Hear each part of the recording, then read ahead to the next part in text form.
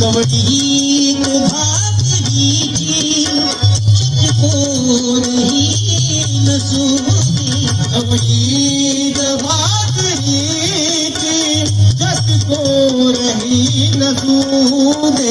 इकडं दवडी समजते का? दवडी दवडी म्हणजे पोळ्या ठेवायची दवडी. कवडीत भाकरीची चटकोरही नसू दे. मग पंचशील जगना ऊर्जा प्रदान करते.